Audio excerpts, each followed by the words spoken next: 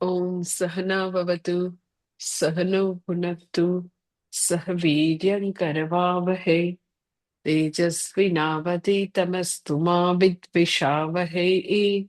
ॐ शान्ति शान्ति शान्तिः।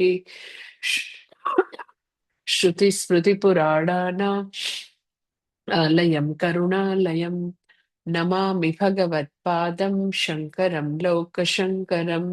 शङ्करं शङ्कराचार्यं केशवं बादरायणं सूत्रभाष्यकृतौ वन्दे भगवन्तौ पुनः पुनः। ईश्वरो गुरुरात्मेति मूर्तिभेदविभागिने व्योमवद्व्याप्तदेहाय दक्षिणामूर्तये नमः। ओ छठो अध्याय श्लोक नंबर 28। युञ्जन्नेवं सदात्मानं योगी विगतमक योगी विगतकल्मषः सुखेन ब्रह्म संस्पर्शम् अत्यन्तं सुखमश्नुते। કહે છે કે એવમ સદા આત્માનમ યુંજન વિગત કલ્મષઃ યોગી સુખેન બ્રહ્મ સંસ્પર્શમ અત્યંતમ સુખમ અશ્નુતે। કે જે આવો નિધિધ્યાસન કરનાર યોગી જે છે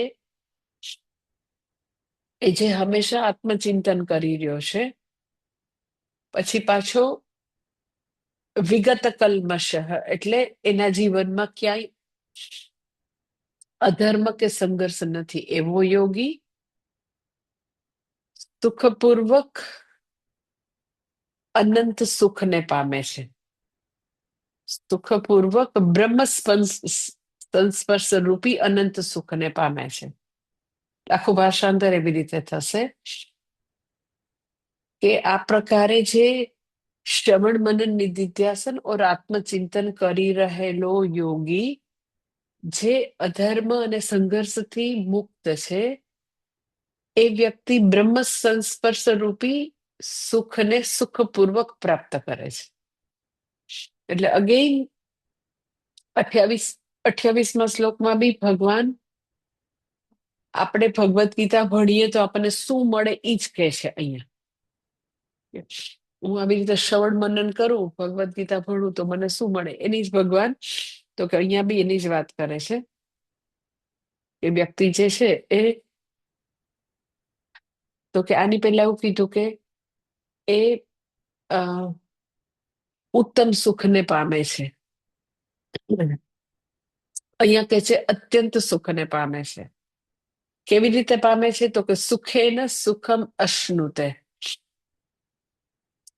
એટલે 27 અને 28 બેયમાં આપણે એવું કહી શકાય કે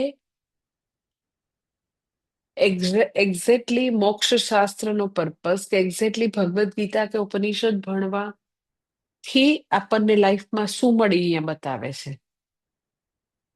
સુખ તો મળે જ મળે, પણ કેવું સુખ આ બેયમાં વર્ણન છે। કેવું સુખ? આગળ કીધું ઉત્તમ સુખ, અને અહીંયા અત્યંત સુખ અને પાછું સુખેના સુખમ અશ્નુતે। સુખ તો મળે જ છે, પણ સુખપૂર્વક સુખની પ્રાપ્તિ એ શું છે હું પછી સમજાવું। પણ પેલું પોઈન્ટ એ છે અહીંયા 27 ને 28 બેમાં। 27માં એવું કીધું કે એ જે આ યોગીને ઉત્તમ સુખ પહોંચે છે, 27માં કીધું, અને અહીંયા કે છે કે આ યોગી જે છે અશ્નુત એટલે પામે છે, અનંત સુખને અત્યંત સુખને પામે છે। ઓલાને એવું કીધું કે સુખ પહોંચે છે, અર્થાત કહેવાનું તાત્પર્ય એટલું જ છે કે સુખ એને મળી જાય છે। પણ બે શ્લોકમાં અભિવ્યક્તિ જાણે કે એવી છે, આપણે આમ એક્ઝામ્પલ આપવું હોય ને તો કે તમે ગંગાજી જે છે, ગંગા સાગર સપોઝ જાઓ કલકત્તા પાસે, તો તમને ખબર છે કે જે ગોમુખથી નીકળેલી ગંગાજી જે છે એ પછી ત્યાં આગળ સાગરમાં મળી જાય, કલકત્તા પાસે, જેને આપણે ગંગા સાગર કહીએ છીએ. તો ગંગા સાગર જે છે એમાં તમને ખબર ના પડે કે ગંગાજી સાગરને મળે છે કે સાગર છે એ ગંગાજીને મળે છે. બંને એકદમ જ એકબીજામાં એકમેકમાં સમાઈ જાય. ગંગાજી સાગરમાં સમાય છે કે સાગર જે છે ગંગામાં સમાય છે, ખબર ન પડે. એવી રીતે ઉત્તમ સુખ જે છે એ એને પહોંચે છે કે ઉત્તમ સુખને પ્રાપ્ત કરે છે તો કે જ્યારે અ, સ્વરૂપ સુખની પ્રાપ્તિ છે, આત્મ સુખની પ્રાપ્તિ છે, તો it is totally different from વિષય સુખ. એટલે શેના જેવું છે, હું તમને હજી બીજું એક્ઝામ્પલ આપું.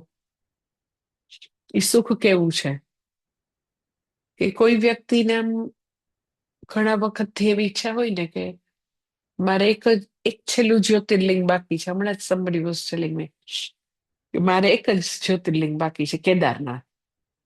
પછી મેં કીધું તો જઈ આવો ને. ના ના, એ કે 3 વર્ષ પછી છે ને, 2 કે 3 વર્ષ પછી અદાણી ને ઈ લોકો બહુ મોટી પેલી અ, અ, કરવાના છે ત્યાં આગળ. પેલા અ, શું કહેવાય, પેલામાં જઈ શકે ને, ઉડન ખટોલા ટાઈપનું ન હોય, પણ એવું એકલા નહીં, પણ at a time you can say like એને શું કહેવાય, હું ભૂલી ગઈ, ટ્રોલી ટાઈપનું.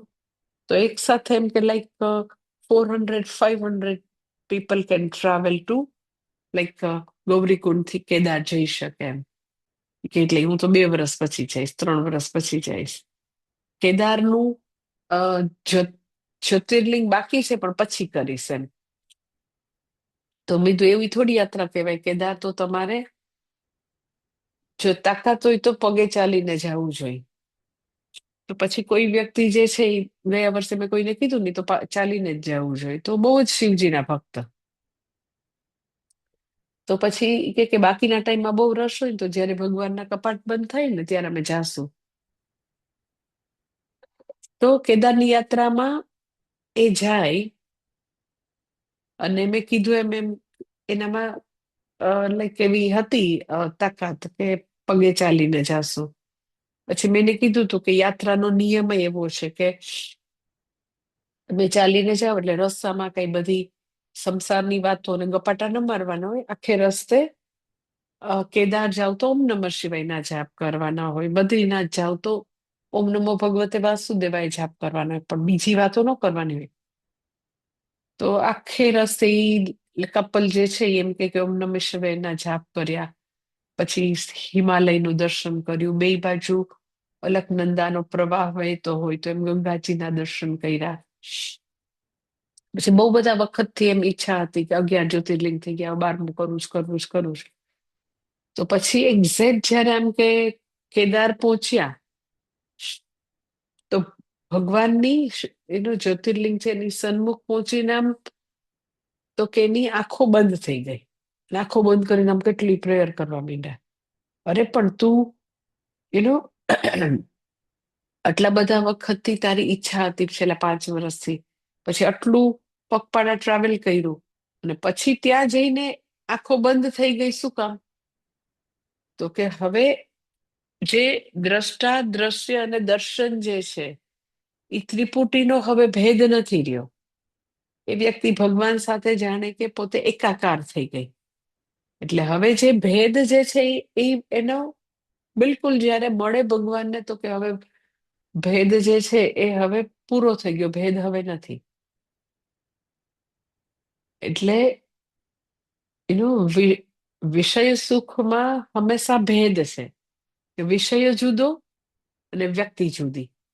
અહીંયા આગળ એમ કે યોગીને અર્થાત આપણે બધા જે શ્રવણ કરી રહ્યા છે એ બધા લોકોને અત્યંત એટલે એવું પરમ સુખ પ્રાપ્ત થશે. અને એ સુખ પ્રાપ્ત થાય ત્યારે આવું દ્રષ્ટા દ્રશ્ય દર્શન એવા બધા ભેદ નથી રહેતા. એ તો કે ફ્યુઝન થઈ જાય, એકાકાર થઈ જાય. પછી બીજું મેં તમને કીધું કે એ આખી આખી જે સ્વયંને પ્રાપ્ત કરવાની યાત્રા છે, આત્મ સુખ પ્રાપ્ત કરવાની યાત્રા છે, અનંત સુખ પ્રાપ્ત કરવાની યાત્રા છે. એના માટે ભગવાન સરસ શબ્દ વાપરે છે, તેથી સુખેન સુખમ અશ્નુતે. જનરલી કેવું હોય કે તમારે જેમ વિષય સુખમાં જેમ વધારે જોઈએ ને એમ વધારે પ્રયત્ન કરવો પડે. ખાલી હું તમને આમ સિમ્પલ એક્ઝામ્પલ આપું કે કોઈને એવું થાય કે ઓ મારે તો છે ને એમ કે બારગામ જવું છે ફરવા, કાર લઈને. આજે જ કોઈ ભાઈ વાત કરતા હતા કે કાર લઈને જવું છે, પછી વચ્ચે એમ કે બહુ સારી સારી જગ્યાએ પછી ટાઈમ સ્પેન્ડ કરશું, ફલાણું કરશું, ઢીકણું કરશું. તો તમે કાર લઈને ફરવા જાઓ છો, પછી વચ્ચે તમારે એમ કે ખૂબ જ એમ કે તમને આમ એમ થાય મને તો બહુ મજા આવે એવું કરવું છે, તો તમે ધાબામાં જે 2-4 રૂમ હોય એમાં ઉતરો તો એક પ્રકારનો એક્સપિરિયન્સ છે. પછી થોડીક સારી હોટલ હોય, થોડીક સારી લેવલ, તો એમાં બીજા પ્રકારનો અનુભવ હોય. પછી તમે એમ કે ના હું તો તાજ સિવાય રવ જ નહીં, તો 5 સ્ટાર હોટલનો અનુભવ જુદો હોય. પછી કોઈ એમ કે અમને 5 સ્ટાર હોટલ નહીં, આપણે ઋષિકેશ આશ્રમ છે ને એની આગળ એક 7 સ્ટાર હોટલ છે, આનંદા કરીને, આનંદા આપણા આશ્રમથી આગળ છે. તો એક બે એવા આપણા ભક્તો છે એ શિબિરમાં આવ્યા ખરા, પણ પોતે રૂમ ત્યાં આનંદામાં રાખ્યો હતો. તો વિષય સુખમાં કેવું છે કે ધાબાના રૂમમાં ઉતરો તો એ એક પ્રકારનું સ્તોકપોડ વિષય સુખ છે. પછી એમ કે ઋષિકેશની આગળ આનંદામાં તમે ઉતરો તો એ જુદા પ્રકારનું વિષય સુખ છે. પણ એમાં બેઝલાઇન શું છે? અધિકસ્ય અધિકમ ફલ. જેમાં તમે પૈસા વધારે મૂકો છો, એફર્ટ વધારે મૂકો છો, કારણ કે તમે 7 સ્ટારના પૈસા ચૂકવવા માટે એમનેમ તો પૈસા આવતા નથી, એફર્ટ થઈ હોય તો જ પૈસા આવ્યા હોય ને. તો એમાં હંમેશા એવું છે કે જેટલું તમે ગોળ નાખો એટલું ગળ્યું થાય. તમે જ્યાં જ્યાં બી તમે જાઓ તો તમને એમ કેવું જ છે કે આપણે પ્રાણ પ્રતિષ્ઠા હતી તો કેટરર સાથે નક્કી કરવાનું હતું, તો એ કે માતાજી 5,000ની ડીશ થાય ને 2,000ની ડીશ થાય ને 1,000ની ડીશ થાય. તો બરાબર છે. એમ કે મેં કીધું કે મારો કઈ હેતુ અહીંયા કોઈ ભૂખ્યા માણસો નથી આવતા, એ જમાડવાનો હેતુ નથી. અહીંયા તો હેતુ મારો એક જ છે કે એ લોકો આવીને અહીંયા પ્રસાદ ગ્રહણ કરે. એટલે મારી પાસે તમે વાત કરતા જ નહીં કે 5,000ની ડીશ આવે ને 1,000ની ડીશ આવે. તમે લોકો કરો છો એ ખોટું છે, કારણ કે એમાં ભયંકર રીતે અન્નનો બગાડ થાય છે. એટલે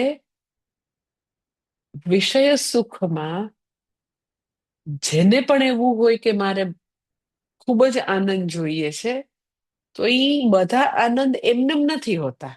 કોઈ વ્યક્તિ એમ કે એક મને એક બેન ખ્યાલ છે કે યુ નો એક હ્યુસ્ટનમાં એક બેનને ઓળખું છું, અહીંયા ઇન્ડિયામાં એવા અમુક લોકોને ઓળખું છું કે એવા હ્યુજ બંગલા હોય, હ્યુજ. રહેતા કેટલા હોય તો કે હાર્ડલી આઈધર 2 વ્યક્તિ કે 3 વ્યક્તિ કે 1 વ્યક્તિ રહેતી હોય. પછી એમ કે ઈ મને લઈ જાય. મને યાદ છે કે હું હ્યુસ્ટનમાં ગઈ હતી એની ઘરે. 2 એકરમાં એનો બંગલો, 2 એકરમાં. અને મેં કીધું એને એક જ ડોટર. મેં કીધું તો ઈ બોમ્બે છે તો અહીંયા નહીં રહેવા આવે? કે ના, એને તો મને ઘસીને ના પાડી દીધી હતી કે હું બંગલો બનાવતી હતી ને ત્યારે જ કીધું હતું કે હું ઇન્ડિયા છોડવાની નથી.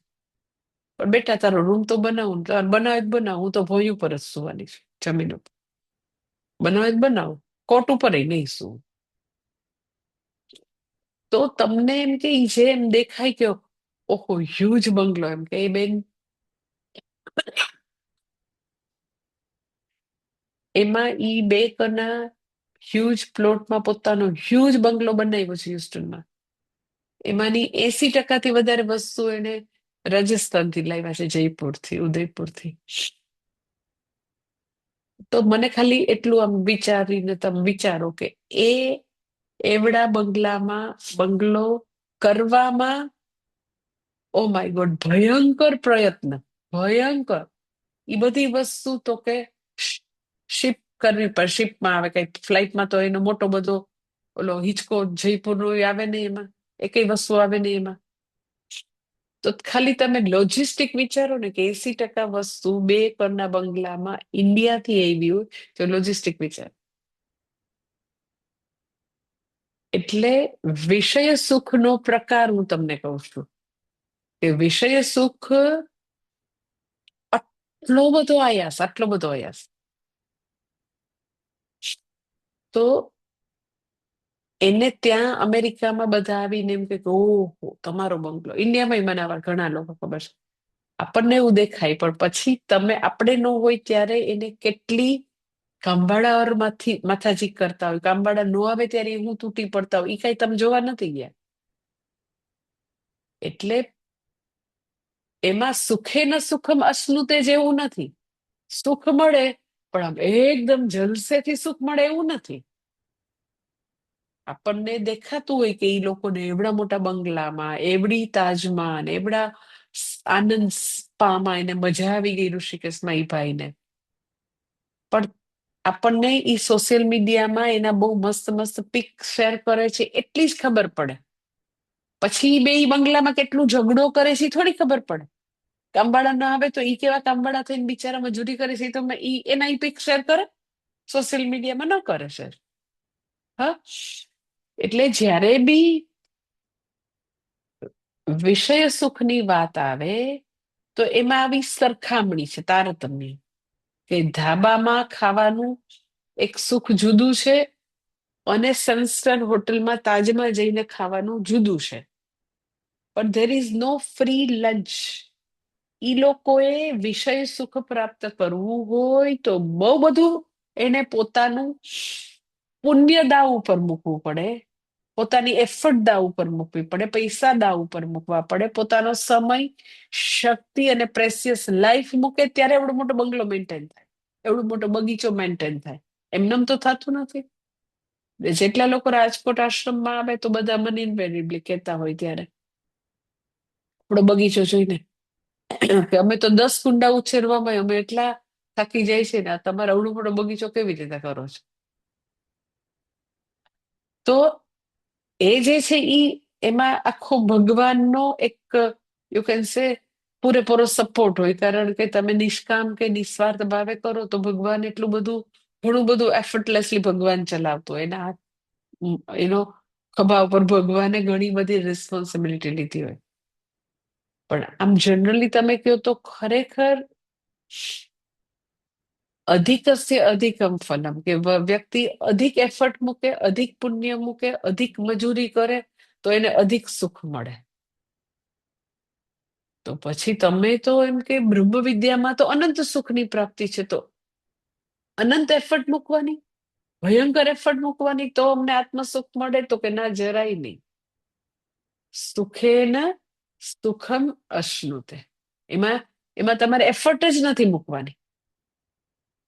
પોતાનું સ્વરૂપ સુખ પ્રાપ્ત કરવા માટે, હું આનંદ સ્વરૂપ છે પ્રાપ્ત કરવા માટે, એ સુખ જે છે અત્યંત સુખ છે, ઉત્તમ સુખ છે, પરમ સુખ છે, અલ્ટિમેટ સુખ છે, ઇન્ફિનિટી એવું સુખ છે.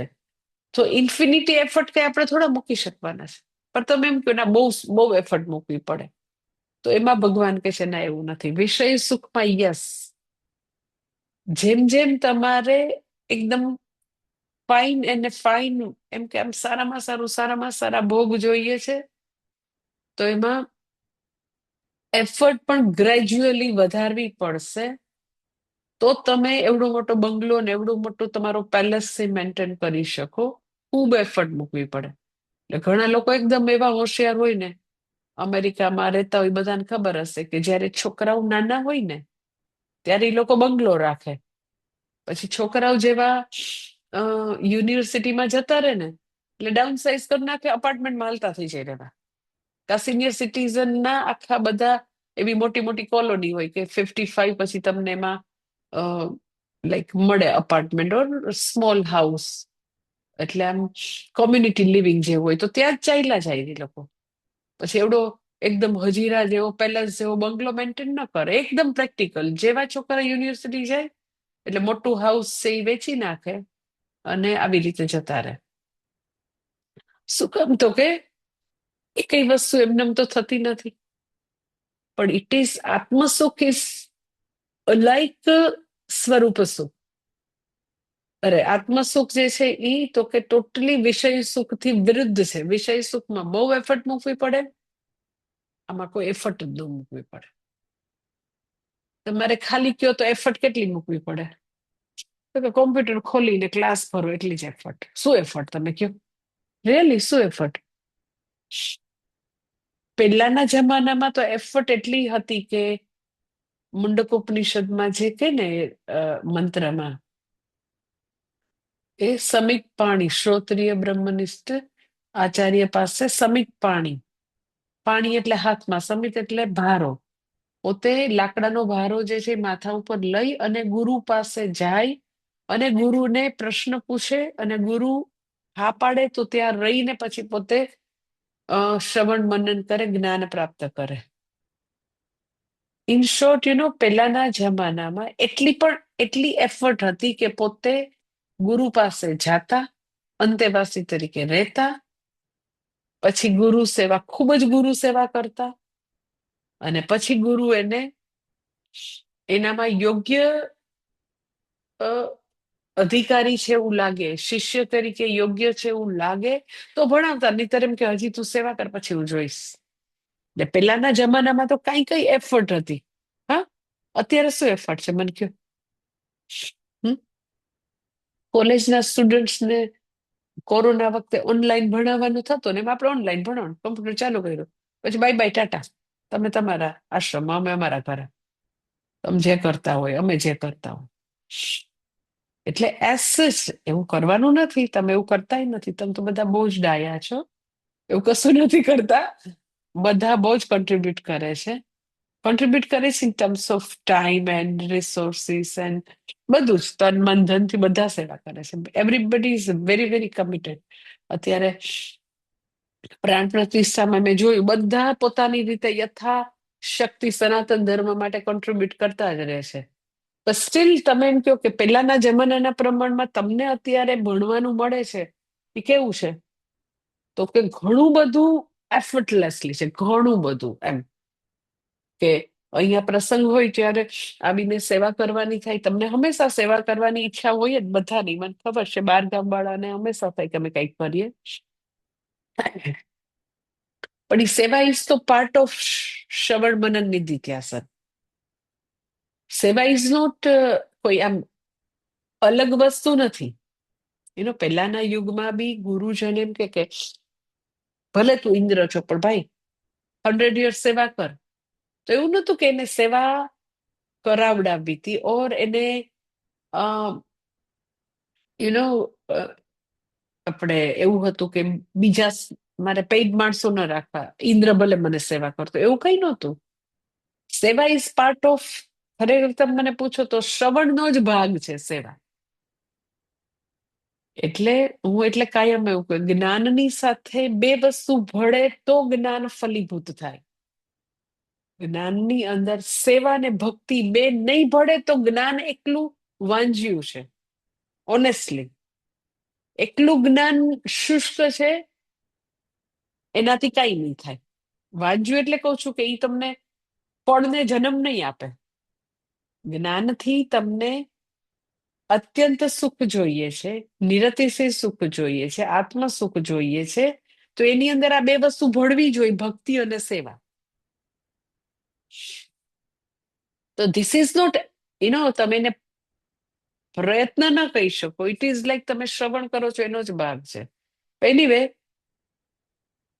વિષય સુખમાં ભયંકર આયાસ છે. તમને બધાને અનુભવ છે કે વિષય સુખ જે છે એમને પ્રાપ્ત નથી થતું, અને આત્મ સુખ જે છે એના માટે તમે ચોક્કસ એવું કહી શકો કે સુખેન સુખમ અશ્નુતે, એકદમ આયાસ વિના શાંતિથી ભણીએ છીએ, ભક્તિ કરીએ છીએ, સેવા કરીએ છીએ, અને આ જીવનને સાર્થક કરવાનો પ્રયત્ન કરીએ છીએ. એ તમને બધાનો અનુભવ હશે કે કોઈ અહીંયા આવીને કોઈ ગિલ્ટ નથી, કોઈ એમ કે કોઈ પણ પ્રકારનું ટેન્શન નથી. જે બી છે એ બધું ટેન્શન ધીરે ધીરે જે બી ગ્રંથિઓ છે એ ધીરે ધીરે તો કે તમે ભણતા રહ્યો એટલે ભાર ઓછો થતો જાય, ગ્રંથિઓનું નિર્મૂલન થતું જાય અને વધારે ને વધારે હળવાશથી જિંદગી જીવી શકો, પ્રોવાઈડેડ તમને જે ભગવદ્ ગીતામાં હું ભણાવું એમાં પૂર્ણ શ્રદ્ધા હોય તો. એટલે તમે જો કે યાત્રા કેવી સરસ છે કે કે તમને સાવ છેલ્લે ફળ મળે એવું બી નથી. ફળ તો તમને જો પૂર્ણ શ્રદ્ધા છે તો ફળ તો તમને રોજે રોજ મળે, રોજે રોજ મળે. અને કેવું મળે કે તમે જેટલા પર્સન્ટેજ તમારી શ્રદ્ધા એટલી એટલી તમને જીવનમાં હળવાશ આવશે. પણ હજી તમે એમ કહો કે ના અધ્યાત્મમાં તો મને મારા ગુરુ કે એ બધું બરાબર છે, પણ વ્યવહારમાં તો હું જરાય નહીં ચેન્જ થાઉં છું, એવી ને એવી રહીશ, એવો ને એવો રહીશ. ઓકે, તો તમને એટલી શાંતિ, એટલું સુકૂન, એટલો સ્ટ્રેસ તમારો ઓછો નહીં થાય. કારણ કે એ શાસ્ત્રને શું કરવાના, જે શાસ્ત્ર તમારી ડે ટુ ડે ના સંઘર્ષને દૂર ન કરે, એ તમને રોજ વધારે ને વધારે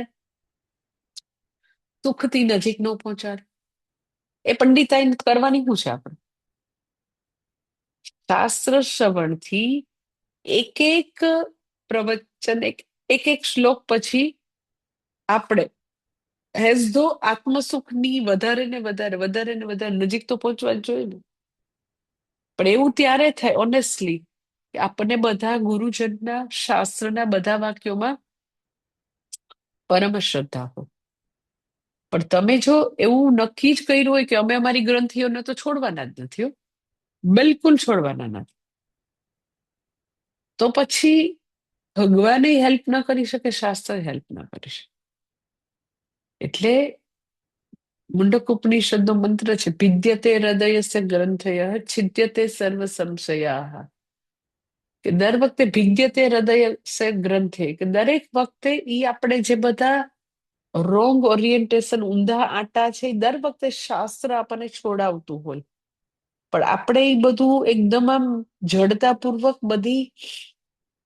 બધી આપણી માન્યતાઓ, પૂર્વગ્રહો, જડતા, આગ્રહો પકડી રાખે તો પછી કોઈ હેલ્પ ના કરી શકે. એટલે આ જે છે એ એટલું બધું શાસ્ત્ર શ્રવણી એવું ઉત્તમ સુખ છે, એવું ઉત્તમ સુખ છે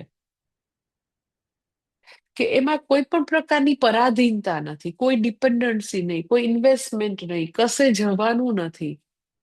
ઇટ્સ યુ, એ હું છું, મારું સ્વરૂપ છે. એટલે કેટલી શાંતિ કે ક્યાંય દોડધામ નથી કરવાની, કાંઈ નથી, કોઈ લાલ લીલી લાઈટ નથી દેખાવાની, કાંઈ નહીં, જે છે એ હું છું. એટલે સ્વરૂપની પ્રાપ્તિ છે. એટલે સુખે ન સુખમ અશ્નુતે. વ્યક્તિ જે છે એ શાસ્ત્ર શ્રવણ જે છે એ આરંભથી અંત સુધી આનંદની યાત્રા છે. તમને કીધું જો મને મારા સનાતન ધર્મમાં પૂર્ણ શ્રદ્ધા છે, ગુરુમાં શ્રદ્ધા છે, ખુદમાં શ્રદ્ધા છે, તો આરંભથી અંત સુધી કોઈ એન્ઝાયટી નથી, ક્યાંય પહોંચવાનું નથી, એકદમ આનંદની યાત્રા. એક્ઝેક્ટલી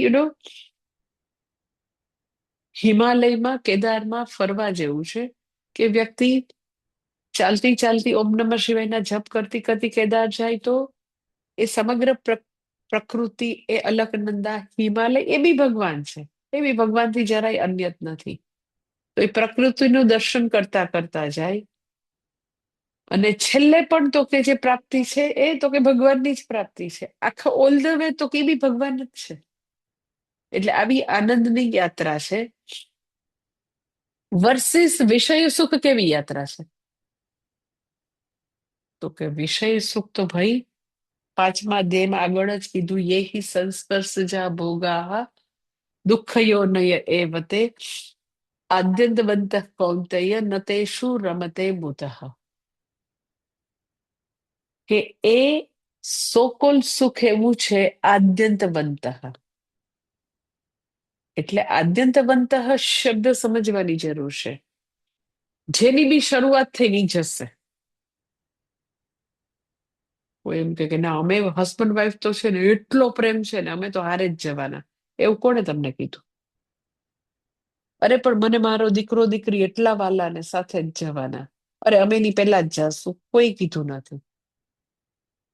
એટલે જેટલા જેટલા સર્વે સંયોગાહ વિપ્રયોગાંતાહ, એ જેટલા બી સંયોગ થવાના, ઈ ચાહે સંબંધોના સંયોગ છે ઓર એક વિષયનો સંયોગ થયો. એ વ્યક્તિને ખૂબ જ એક ભાવતી વસ્તુ મળી, કોઈ એક જગ્યાએ હિલ સ્ટેશન એને બહુ ગમે છે ત્યાં ગયા, બહુ જ મને સ્વિટ્ઝરલેન્ડ બહુ જ ગમે કે સ્વિટ્ઝરલેન્ડ ગયા તમે, પણ તમે એક ટાઈમ T1 સ્વિટ્ઝરલેન્ડ ગયા તો બીજા ટાઈમ T2 એ સ્વિટ્ઝરલેન્ડમાંથી તો કે ક્ષીણે પુણ્યે મર્ત્ય લોકમ વિશંતિ, એ યુરો જે ખલાસ થઈ જશે, ડોલર ખલાસ થઈ જશે એટલે પાછું સ્વિટ્ઝરલેન્ડ થી પાછા. એટલે જેટલા બી વિષય સુખ છે એમાં આદિ ને અંતવાળા, એક દી એની શરૂઆત થઈ, તમે કોઈ બી વસ્તુની આની શરૂઆત થઈ, લગ્ન તમારું 25 નવેમ્બરે થયું, એ દિવસે તમે ભેગા થયા તો ઓકે, તો હવે એક એવી ડેટ આવશે કે જ્યારે બંને વ્યક્તિ પતિ પત્ની છૂટા પડી જશે.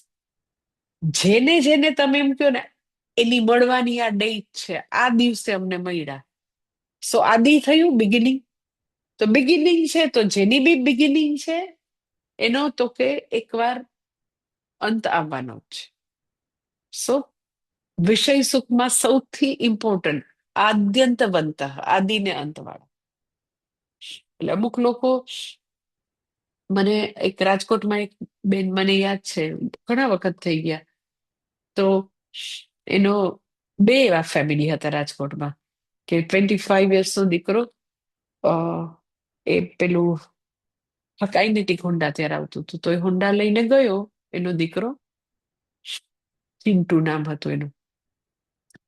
તો ટ્રેક્ટર જે છે એની ઉપર ફરી વળ્યું. ટ્રેક્ટર તમે જોજો એવું આમ પાગલની જેમ ચાલતું હોય ને તમને એની ખબર જ ન પડે સિટીમાં, અને ઓન ધ સ્પોટ ગુજરી ગયો. અને બીજા એક બેન એવા ત્યાં હતા રાજકોટમાં, મને યાદ છે, એનો બી દીકરો ગુજરી ગયો એવી જ રીતે, લાઈક કાર એક્સિડન્ટમાં 25 યર્સનો. એ સમયના ગાળામાં બંને દીકરા ગુમાવ્યા. તો મને ઈ જે બેન છે એ મને યાદ છે, બીજું ફેમિલી કાઇનેટિક હોન્ડામાં જે દીકરો ગુજરી ગયો ને એના સિવાયનો, કે આઈ ટેલ યુ, ઈ બેન લગભગ મોર ધેન 20 યર્સ સુધી ઈ વ્હાઈટ સાડી પહેરીને જ ફરતા. હા. અને એટલું બધું રેઝિસ્ટ કરે, અમે એટલું બધું એને પ્રેયર કરી, સાંત્વના આપ્યું, પણ એટલું રેઝિસ્ટ કરે કે ના, ભગવાને મારી યાર આવું કર્યું છે. મેં એવું કોઈ મારી લાઈફમાં ખરાબ કર્યું જ નહોતું. ઈ બેન કહેતા 20 વર્ષ સુધી ઈ વ્હાઈટ સાડી પહેરતા. તો મને કે મેં કોઈ દિવસ ખરાબ કર્યું જ નથી, મેં ક્યાંય પાપ નથી કર્યું, મારી સાથે જ ભગવાને કેમ આવું કર્યું, વાય મી. તો આ એક વસ્તુ એકદમ જ ઇમ્પોર્ટન્ટ છે કે વિષય સુખ, જે બી દુનિયાથી તમને, દીકરા દીકરી છે પણ વિષય સુખ છે. એટલે મેં તમને ગઈકાલે કીધું કે દુનિયામાં બે જ પદાર્થ છે, અહમ અને ઈદમ. હું સિવાયનું જેટલું છે એમાં દીકરા દીકરી આવી જાય, ઘર આવી જાય, ગાડી આવી જાય, પૈસા આવી જાય, લાડુ આવી જાય, આઈસ્ક્રીમ આવી જાય, ગાંઠિયા આવી જાય, બધું ખાવા પીવા પહેરવા ઓઢવાના, બધી જ વસ્તુ હુંથી અન્ય છે, ઈદમ છે, સંબંધો બધા. તો એ બધા માટે ભગવાને 5મા અધ્યાયમાં આવું સનાતન સત્ય કહી દીધું કે ભાઈ આદ્યંતવંત હશે. એટલે ઈ બેન જે છે, આઈ ટેલ યુ, કેટલા વર્ષો સુધી વિલાપ કર્યો. અને અલ્ટિમેટલી ઈ એવી જ રીતે, ઈ બેનનું પણ ડેથ થયું એવી જ રીતે કે ના, હું એના વગર જીવી જ નહીં શકું. તો ભગવાનનું આ સનાતન સત્ય જે છે એ સ્વીકારવું પડે કે તમને જે કઈ મળેલું છે એ એકવાર જતું રહેશે, 100% જતું રહેશે, 100%. એટલે જ્યારે બી આપણી પાસે છે ને, ત્યારે લગભગ આપણને એવું છે કે આપણે એને એટલું બધું સિરિયસલી લેતા નથી, ઓર આપણે એની એટલી કદર નથી કરતા હોતા. પણ બધાએ વિખૂટા પડવાનું છે, બધા પાસેથી બધું જતું રહેવાનું છે, એ નક્કી છે, કારણ કે એ ભગવાનનું વાક્ય છે, આદ્યંતવંત. એક વાર એક ટાઈમ T1 દીકરાનો જન્મ થયો તો બીજી વાર શક્ય છે તમે છો ત્યારેય જતા રહે. તમે નો પછી બી જતા રહે, પણ જવાનું તો નક્કી છે, બધાની રિટર્ન ટિકિટ તો નક્કી જ છે. જન્મ્યા છે એ લોકો બધા પોતાના હાથમાં રિટર્ન ટિકિટ લઈને આવ્યા છે, ખાલી દેખાતું નથી રિટર્ન ટિકિટ. રિટર્ન ટિકિટ તો છે જ, તઈ સાવ નક્કી જ છે. એટલે જ્યાં સુધી આપણને સારી હેલ્થ હોય ને ત્યાં સુધી સારી હેલ્થની બી વેલ્યુ નથી. અત્યારે જ આમ હું વિચારતી હતી કે 2 દિવસથી મને ભયંકર શરદી થઈ, તો આમ મને આમ જરાક વાંચવું હોય ને આમ શ્લોક, તોય મને આમ થાકી જાવ. મને એવું થાય કે માથું દુખતું હોય ને તો હા પછી વાંચીશ એમ. તો શરદી વગરનું જયારે એકદમ સ્વસ્થ મન હોય તો આપણને ત્યારે ખબર જ નથી કે એની કેટલી વેલ્યુ છે. ખાલી શરદી થાય તોય તમે ધંધે લાગી જાવ. તો મેં એવા નંબર ઓફ પીપલ જોયા છે કે એકદમ સારી હેલ્થમાંથી આમ સડનલી કેન્સર આવી જાય, કેન્સર જેવો રોગ. તો આઈ ટેલ યુ, હોસ્પિટલથી હોસ્પિટલ, હોસ્પિટલથી હોસ્પિટલ, બીજું કઈ ની લાઈફમાં જ ન રહે. એટલે એકવાર આપણો જન્મ થયો, આપણને સુસ્વાસ્થ્ય મળ્યું, તો સુસ્વાસ્થ્ય કે જન્મ કે જિંદગી અમરપટ્ટો નથી જવાની. સ્વસ્થતા બી, તંદુરસ્તી બી જતી રહે, પગ બી જતા રહે. હમણાં 2 દિવસ પહેલા જ એક ભાઈ મને મળવા આવ્યા હતા, આપણા બરોડાના, અમેરિકા છે. તો સડનલી ગ્લુકોમાને કારણે એમ કે 50% વિઝન જતું રહ્યું.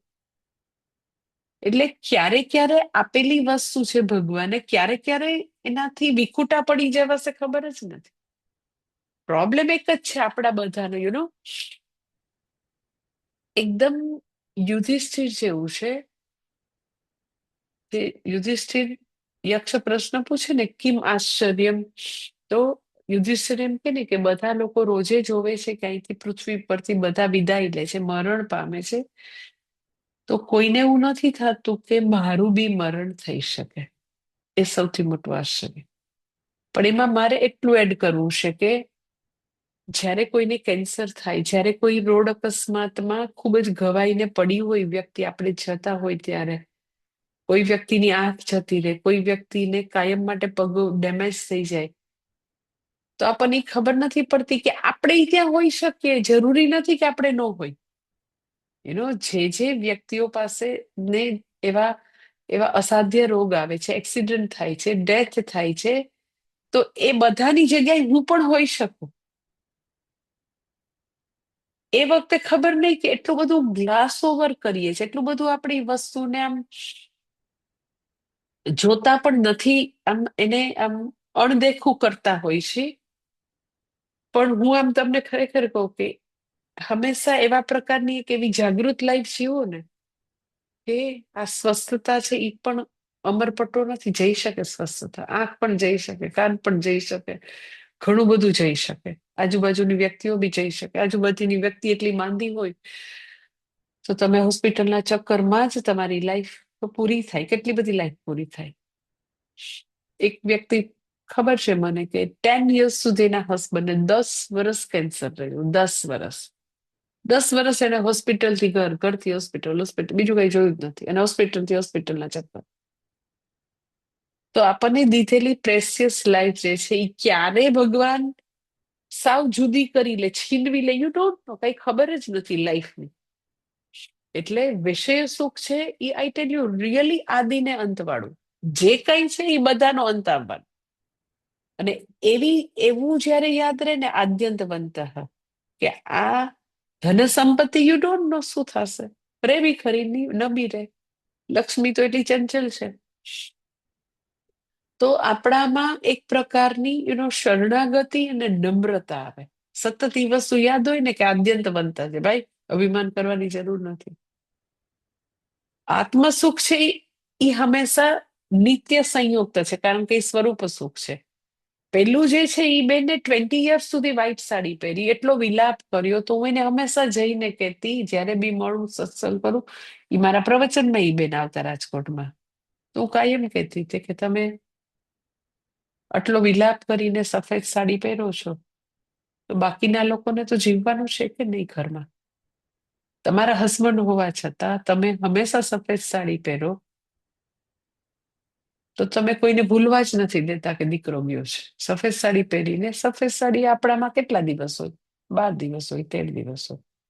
પછી કેટલો સરસ રિવાજ છે કે શોક ઉતારી દેવાનો, પિયર જઈને એને સાડી બદલી દેવાની. શું કામ? તો ભાઈ બીજા નહીં જીવવાનું છે. તો મેં એને કેટલી વાર એવું સમજાયું કે બેન, ભગવાન ભેગા કરે છે અને ભગવાન જ છૂટા પાડે છે, કારણ કે એનો કાયદો છે. ભેગાય ભગવાન જ કરે છે. પતિ પત્ની હોય કે મા બાપ અને બાળકોનું મિલન હોય કે ક્યાંય બી મિલન છે એ બી ભગવાન કરે છે ને વિયોગ બી ભગવાન કરે.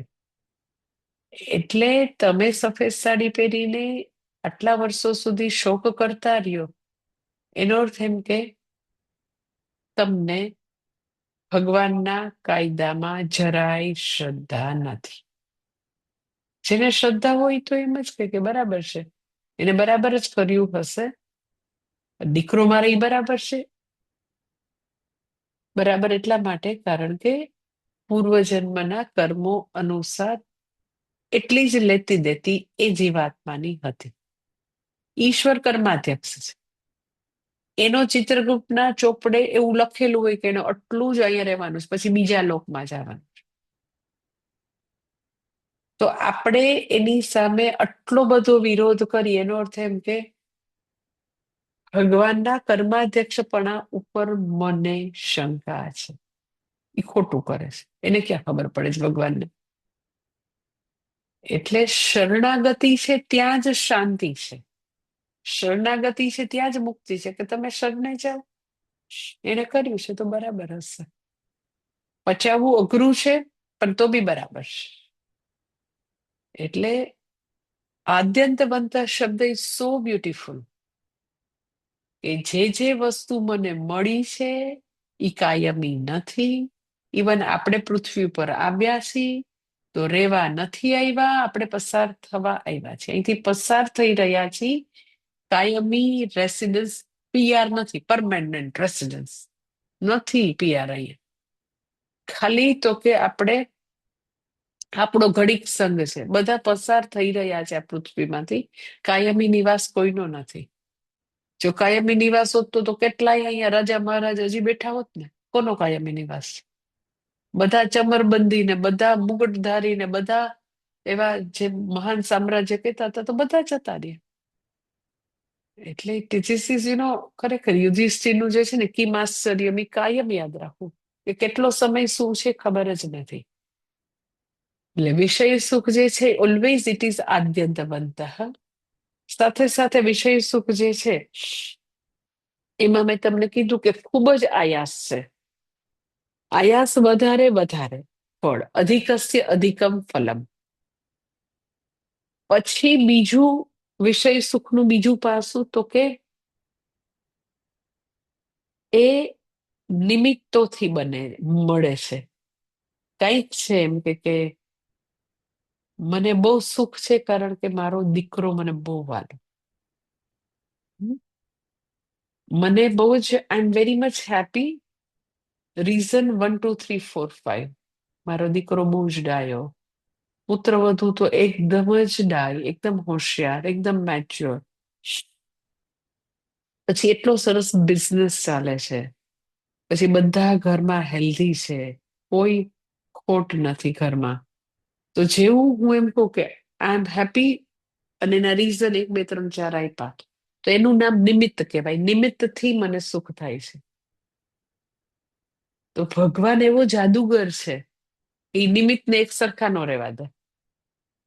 તમે નાના છોકરાનું કેલિડોસ્કોપ જોયું છે ને? કેલિડોસ્કોપ કાચના કટકા ન હોય, તમે આમ ફેરવો એટલે આમ એની પેટર્ન બદલાતી રહે. એટલે ભગવાન એવો જાદુગર છે, બધાના જીવનમાં આવી રીતે એ ફેરવ્યા જ કરે, ફેરવ્યા જ કરે. એટલે તમે કોઈની પણ લાઈફ સ્પાન એક ખાલી 5 or 10 years નો ગાળો તમે આમ ફ્લેશબેકમાં જો પાછળનું બધું, આઈ ટેલ યુ 10 વર્ષમાં આખું ચક્કર ભગવાને બદલાવી નાખ્યું કેલિડોસ્કોપની છે. એટલે એક સમાન રહેવાનું જ નથી. જો તમે એમ કહો મને દીકરાથી બહુ જ સુખ છે, તો દીકરાનું ડેથ બી થઈ શકે. ડેથ ન થયું હોય તો દીકરો જે છે ઈ ને એની વાઈફ, ઈ બેયને જરાય ન બને સાસુ સાથે. દીકરાને બને પણ પુત્ર વધુને સાસુ સાથે બિલકુલ ન બને.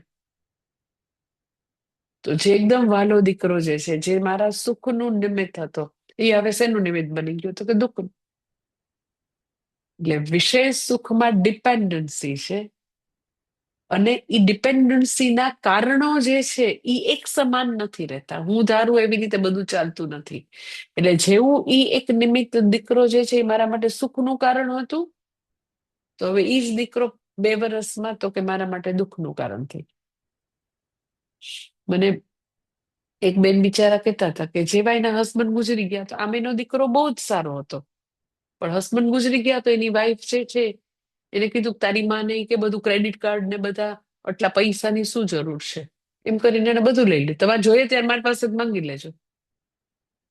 મને કે હવે મારે આખું મારું ફિનાન્સ કેવી રીતે ગોઠવું? મારો છોકરો મારું મકાનથી માંડીને બધે મને પ્રેશર કરે છે. જે કે હસબન્ડ જીવતા હતા ત્યારે એકદમ શ્રવણ જેવો ડાયો હતો, હવે કે છે તારે કરવું જ શું એને પૈસા, તારે બહુ પૈસાનો મોહ છે, હવે આવું મારે તારે શું કરવાનું? એટલે જે સુખનું કારણ હતું ઈ પછી તો કે એવડી મોટું ભય અને દુઃખનું કારણ થઈ ગયું. એટલે એક સમાન શું રહેશે? એટલે જો મારું સુખ સ્વથી બારે ક્યાંક છે, તો ઈ તો આગંતુક રહેવાનું, આવતું જાતું રહેવાનું, આજે સુખી તો કાલે દુઃખી. જ્યારે સ્વરૂપ સુખ કેવું છે? તો કે નિર્નિમિત, કોઈ નિમિત્ત જ નથી. I am happy because I am happy. ખાંડ ગળી છે કારણ કે ખાંડ ગળી છે. ખાંડ ગળી છે એમાં કોઈ રીઝન છે? તો કે ના. શું કામ ગળી છે? તો કે અરે ભાઈ એનું સ્વરૂપ જ એવું છે. હું સુખી છું, શું કામ? તો કે મારું સ્વરૂપ છે. હું સુખી છું, રીઝન કઈ છે જ નહીં, નિમિત્ત છે જ નહીં. આત્મ તત્વ જે પૂર્ણ સુખ સ્વરૂપ છે એને મેં પ્રાપ્ત કરી લીધું છે. ધેટ ઇઝ સ્વરૂપ સુખ.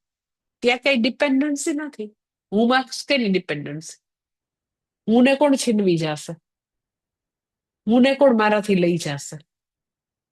એટલે હું જે સુખ સ્વરૂપ છું એને મેં પ્રાપ્ત કરેલ છે. એટલે મને બહારના કોઈ સુખની હવે પરવા જ નથી.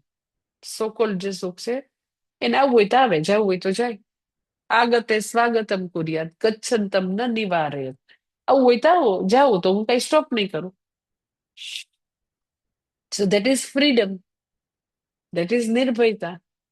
કે કોઈ વસ્તુને પકડવાની કોશિશ નથી, કોઈ વસ્તુ જલ્દી જલ્દી અહીંથી ભગાવી દો એવું નથી. કાયમ રિલેક્સ. એટલે દેટ ઇઝ નિર્નિમિત સુખ. સ્વરૂપ સુખ નિર્નિમિત, વિષય સુખ નિમિત્ત વાળું. વિષય સુખ આદિ ને અંત વાળું. સ્વરૂપ સુખ તો કે ક્યારેય અંત ના આવે. વિષય સુખ તારતમ્ય વાળું, સરખામણી. તમારો આવો બંગલો, પણ મારે તો હ્યુસ્ટનમાં 2 એકરમાં બંગલો, તમે તો આવડા નાના અપાર્ટમેન્ટમાં રહ્યો. ધેટ ઇઝ તારતમ્ય, સરખામણી. જ્યારે સ્વરૂપ સુખમાં તો કે નો તારતમ્ય. વિષય સુખ જે છે એમાં બહુ ઇન્વેસ્ટમેન્ટ કરવું પડે, બહુ જ એટલે બહુ જ આયાસ કરવો પડે. આમાં સુખે ન સુખમ અશ્નુતે, સુખપૂર્વક સુખની પ્રાપ્તિ. ધેટ ઇઝ સ્વરૂપ સુખ. અને એવું તો કે જે લોકો નિયમિત રીતે ભગવદ્ ગીતા ભણે, મનન કરે, એને આ સુખ મળે એવું ભગવાન કહે છે. ઓકે. ઓમ પૂર્ણમદ પૂર્ણમિદમ પૂર્ણાત પૂર્ણમુદચ્યતે પૂર્ણસ્ય પૂર્ણમાદાય પૂર્ણમેવાવશિષ્યતે. ઓમ ઓમ શાંતિ શાંતિ શાંતિ. હરિ હરિ ઓમ શ્રી ગુરુભ્યો નમઃ. હરિ ઓમ.